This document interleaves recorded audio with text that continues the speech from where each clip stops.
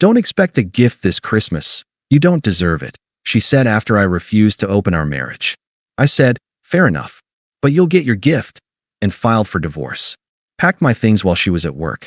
On Christmas, she came home to an empty apartment and divorce papers.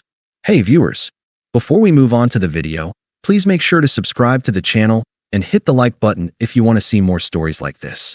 And if you have your own story to share, send it to me. My contact info is in the description below. I'd love to feature it in an upcoming video. Thanks. I never thought I'd be the guy posting his life implosion on the internet, but the silence in my new apartment is deafening, and I need to document this while the anger is still keeping me warm.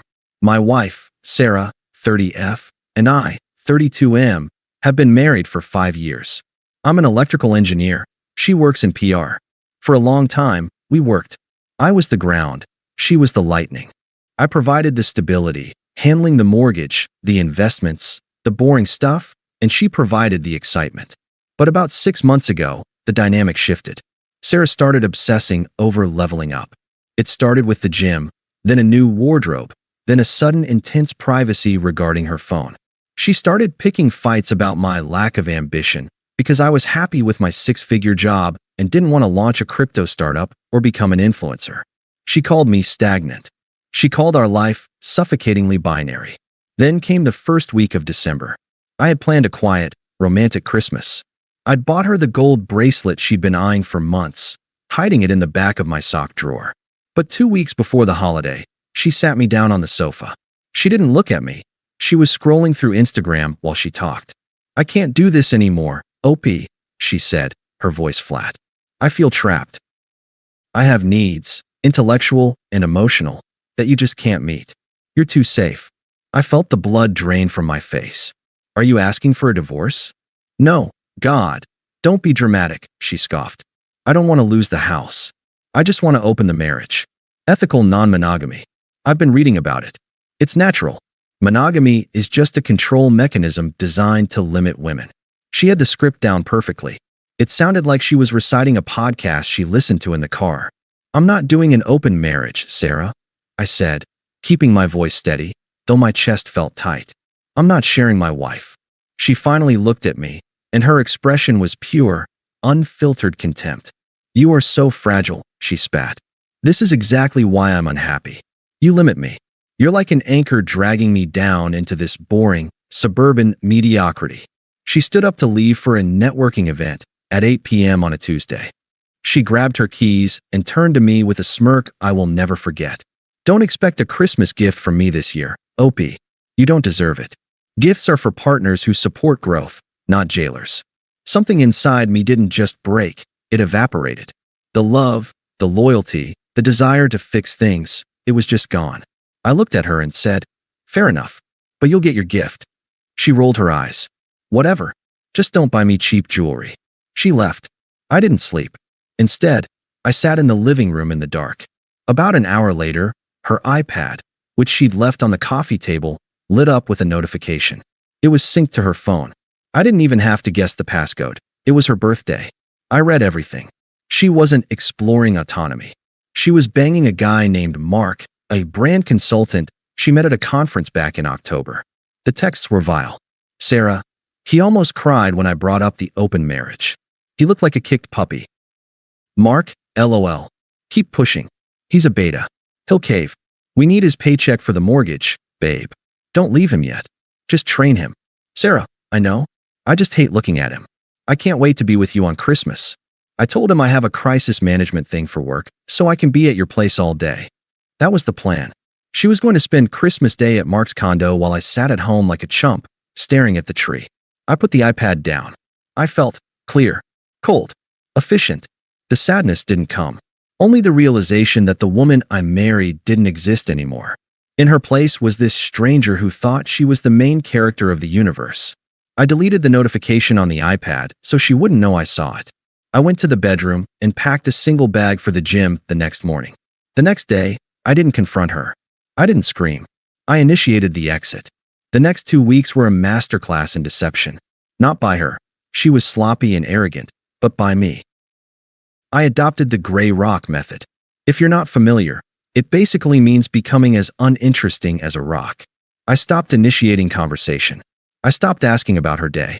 I slept in the guest room, claiming I had insomnia and didn't want to disturb her. When she made snide comments about my fragility or brought up the open marriage again, I just nodded and said, "I'm thinking about it. I just need time to process." She interpreted this silence as submission. She thought she had broken me. She became smug, treating me with a weird, pitying kindness, like a owner patting a dog they just kicked. She walked around the house with an air of victory, leaving her phone unlocked on the counter more often, too confident to care.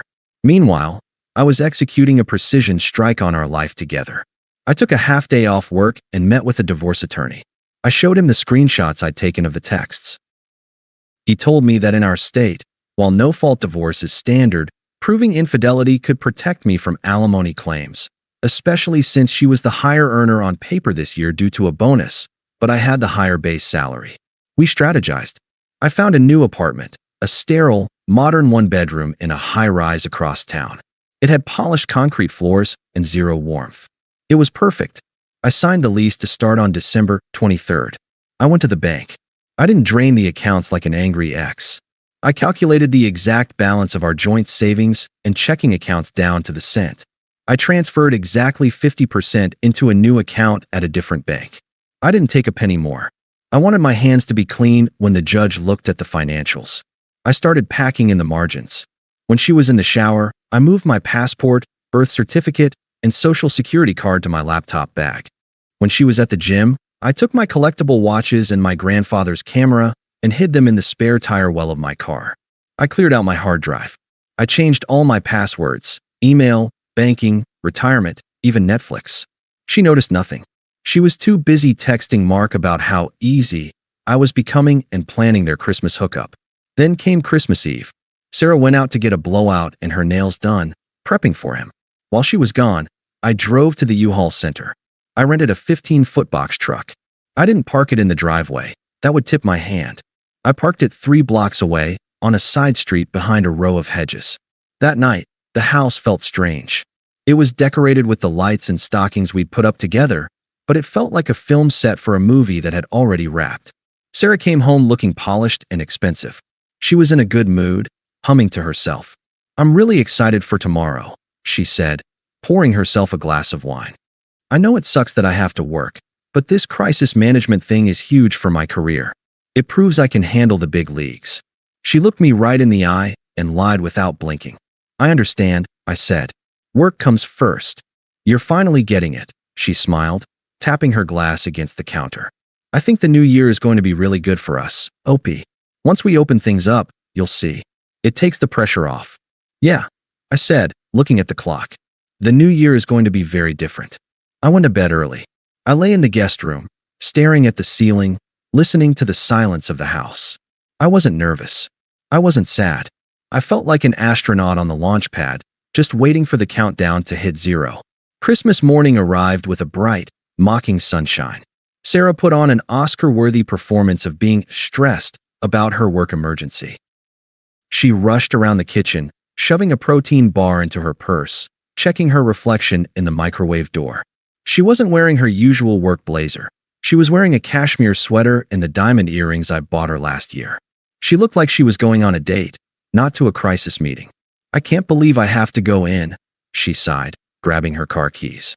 "I'm so sorry, Opie. This is the worst timing." "It happens," I said, leaning against the counter, drinking my black coffee. "Go save the day." She stopped at the door, hand on the knob. She turned back to me, her face hardening just a fraction. "Remember what I said?" She reminded me. "No gift. We need to reset expectations for this marriage. Independence is the best gift we can give each other." "I remember," I said. "Drive safe." She didn't kiss me goodbye. She just walked out. I watched through the blinds as her car backed out of the driveway and disappeared down the street. I waited 2 full minutes. Then, I set my coffee cup down in the sink. The clock started. I ran out the back door, jogged the 3 blocks to the side street, and hopped into the cab of the U-Haul. I fired it up, drove it onto the front lawn, right up to the porch, and threw the back door open. I didn't have movers. I didn't want witnesses. And frankly, I needed the violence of the exertion. I needed to sweat the betrayal out of my system. I went to work. I didn't bother with the heavy sectional sofa or the solid oak dining table. I couldn't move them alone, and I didn't want them. I wanted to take the life out of the house. I wanted to take the convenience. I started with the electronics. I unmounted the 65-inch OLED TV from the wall, leaving the ugly bracket and the dangling wires exposed. I took the Sonos soundbar. I took the PlayStation. I unplugged the router and the modem, stuffing the tangled mess of cords into a box. The house went offline. I moved to the kitchen.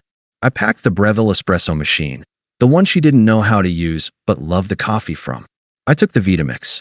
I took the toaster. I opened the drawers and took the good chef's knife, the silverware, and the corkscrew. I cleared out the pantry of the expensive olive oils and spices, leaving only a stale box of crackers and a can of soup. I went to the bedroom. This was the hardest part, physically. I stripped the bed. I took the duvet, the high thread count sheets, and the memory foam topper. I left the bare, stained mattress sitting on the wooden frame. It looked like a crack house bed. I took the lamps from the nightstands. I took the batteries out of the TV remotes and tossed the empty plastic shells on the floor. I took the shower curtain from the master bath. I took the toilet paper rolls. I worked like a machine for 6 hours straight. My shirt was soaked through. My knuckles were scraped. But with every box I taped shut, I felt lighter. By 3 p.m., the house wasn't empty, but it was dead. It echoed. It looked like the people living there had fled in the middle of the night. It felt cold, hollow, and hostile. I did one last sweep. I walked into the kitchen. The island was the only surface I hadn't cluttered with debris. I placed a small, red gift box in the absolute center of the granite counter. Inside the box was a thumb drive containing the PDF of her texts with Mark, the bank transfer receipts proving I took exactly 50%, and the petition for divorce I had filed 2 days prior. Resting on top of the folded papers was my platinum wedding band. I grabbed the last box, walked out the front door, and locked it. I dropped my house key through the mail slot. It clattered onto the hardwood floor inside, a final, metallic period at the end of a sentence. I climbed into the truck and drove away.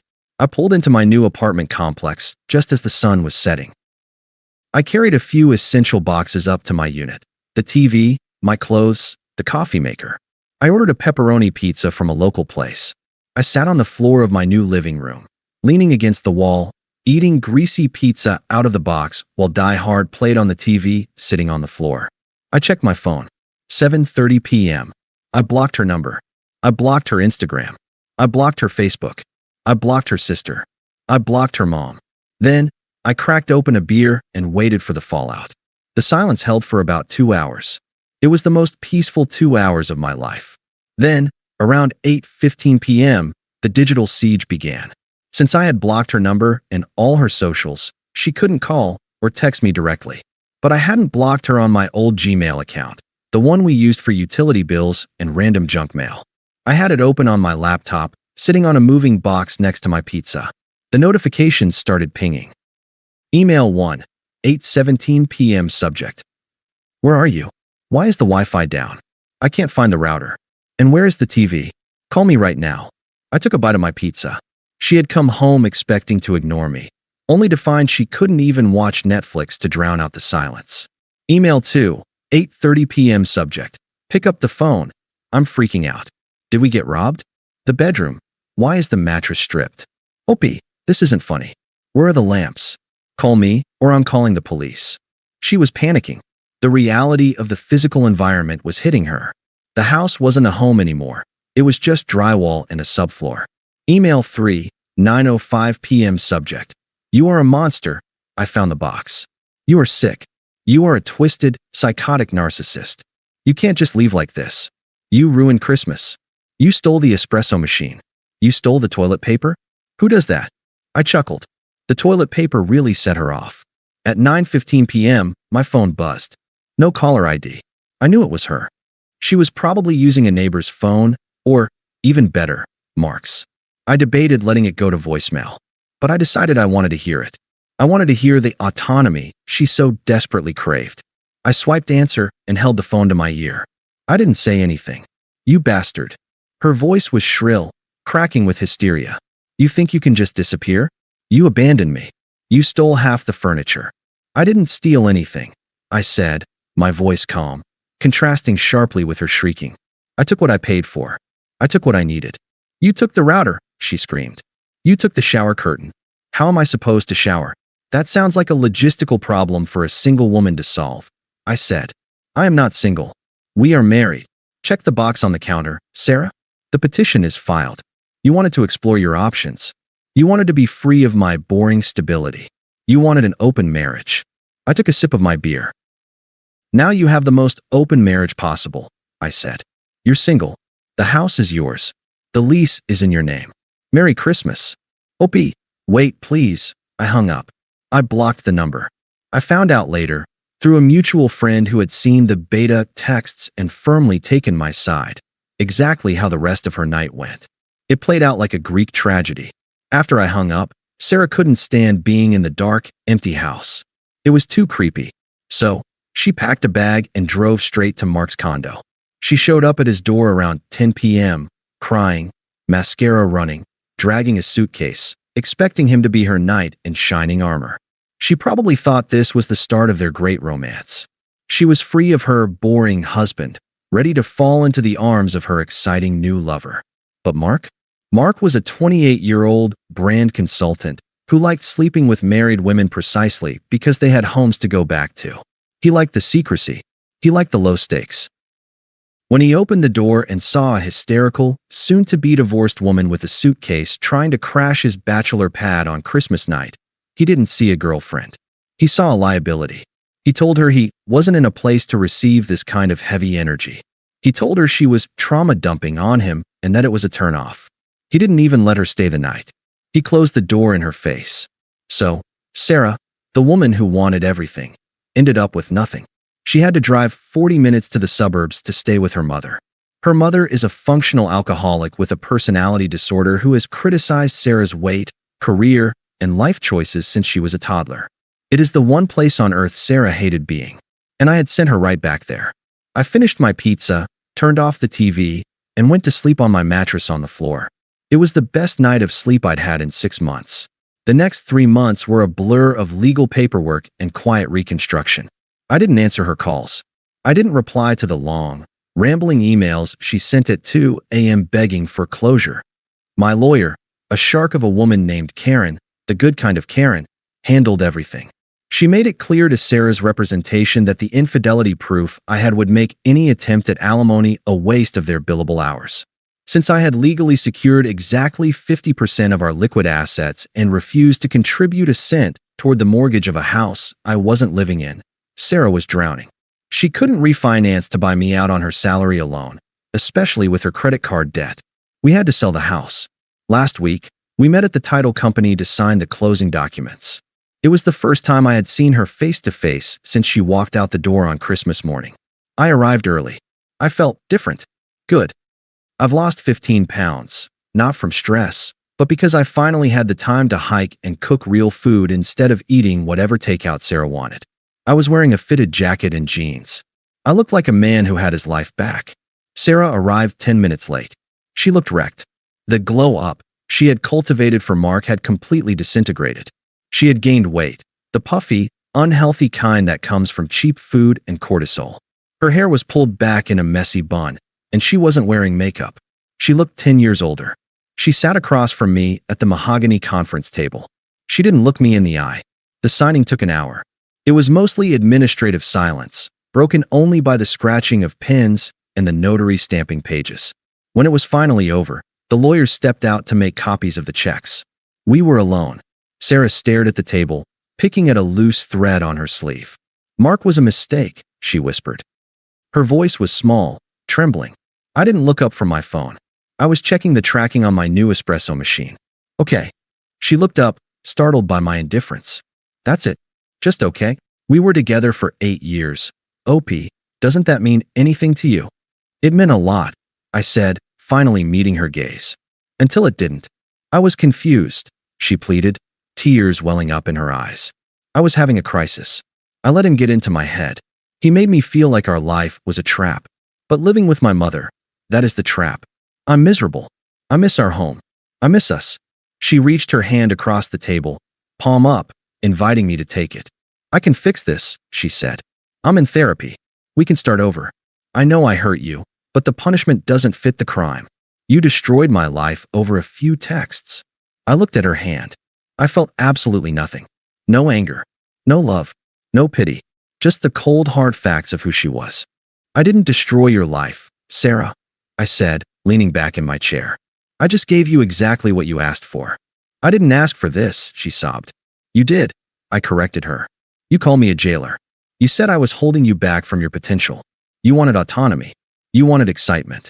I stood up and buttoned my jacket. You wanted an open marriage, I said. Now you have the most open marriage possible. You're single. You're free. OP, please. Don't, I said. My voice wasn't loud, but it stopped her cold. You told me I didn't deserve a gift this year. And you were right. I walked to the door and put my hand on the handle. I deserved peace. And now I have it. I walked out into the parking lot. The spring air was crisp. I got into my truck, rolled the windows down, and drove to a steakhouse. I ordered a ribeye, medium rare, and a glass of Cabernet. I hear through the grapevine that she's trying to date again. But it turns out, the dating market for 30-year-old divorcees living with their toxic mothers isn't quite as robust as Mark led her to believe. As for me, I'm in no rush. I bought a new Breville. The coffee tastes better when you drink it in silence. Thanks for watching. Make sure to subscribe to the channel and hit the like button. What do you think about this story? Share it in the comments.